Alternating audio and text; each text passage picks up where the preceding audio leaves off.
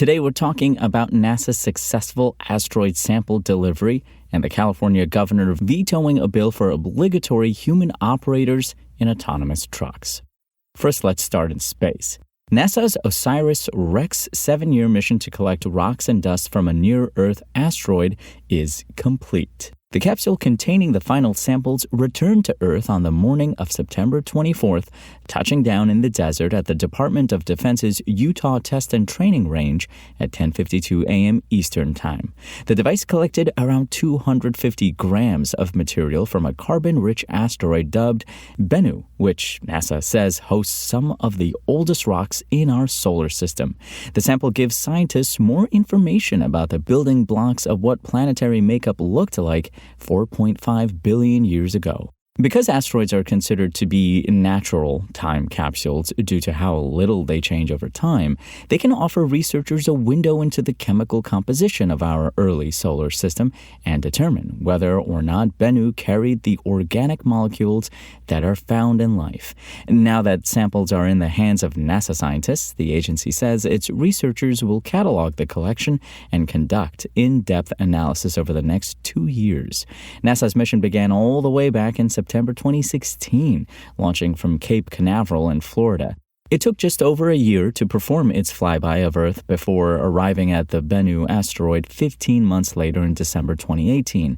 On October 20th, 2022, the Explorer successfully captured samples from Bennu and began its journey back to Earth on May 10th, 2021.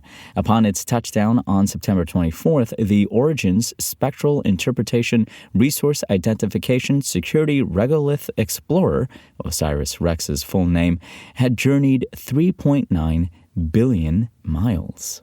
While NASA's OSIRIS-REx is not the first attempt a space agency has made to deliver an asteroid sample to Earth, this mission's rendition has the largest sample size. The Bennu sample is estimated to hold about 0.5 pound of rocky material from the asteroid's surface. In a similar vein, the Japan Aerospace Exploration Agency's JAXA Hayabusa mission delivered specks from an asteroid called Itokawa and, in a secondary mission, brought back about 5 grams from another asteroid coined Ryugu in 2021. Japan's agency shared 10% of their samples with NASA at the time. NASA is expected to share a small percentage of its OSIRIS-REx samples from Bennu with JAXA. While the sample made landfall, NASA's OSIRIS-REx spacecraft remained in space. It has now set off on a new mission to explore another near-Earth asteroid called Apophis, which NASA says is roughly 1,200 feet, roughly 370 meters in diameter, and will come within 20,000 miles of Earth in 2029. The new project, dubbed OSIRIS-Apophis Explorer, OSIRIS-APEX, will study changes in the asteroid that experts believed in 2004 had a 2.7% chance of hitting Earth. The spacecraft's gas thrusters will attempt to dislodge dust and small rocks on and below Apophis's surface, giving experts data on how the asteroid's proximity to Earth affected its orbit, spin rate, and surface composition. Now on to California. California Governor Gavin Newsom has blocked a bill that would have required autonomous trucks weighing more than 10,000 pounds, 4,536 kilograms, to have human safety drivers on board while operating on public roads. The governor said in a statement that the legislation, which California Senate members passed in a 36-2 vote, was unnecessary. Newsom believes existing laws are sufficient to ensure there's an appropriate regulatory framework. The governor noted that under a 2012 law, the state's Department of Motor Vehicles collaborates with the National Highway Traffic Safety Administration, California Highway Patrol, and other relevant bodies to determine the regulations necessary for the safe operation of autonomous vehicles on public roads. Newsom added that the DMV is committed to making sure rules keep up with the pace of evolving autonomous vehicle tech. His veto message read, "DMV continuously monitors the testing and operations of autonomous vehicles on California roads and has the authority to suspend or revoke permits as necessary to protect the public safety." Newsom, who has a reputation for being friendly to the tech industry, reportedly faced pressure within his administration not to sign the bill.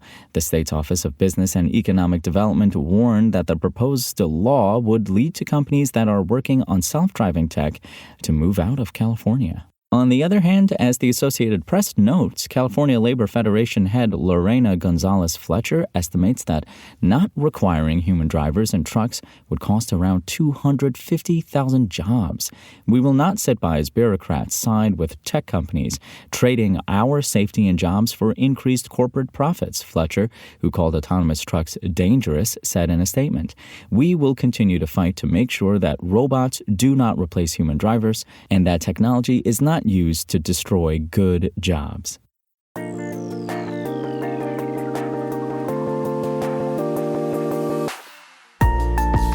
Thanks for listening to the show. Make sure to rate, review, and subscribe on Apple Podcasts. Today's show featured journalism by Engadget contributors Malak Saleh and Chris Holt and was produced by Spoken Layer.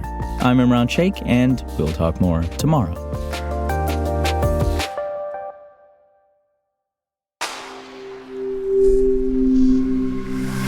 Spoken Layer.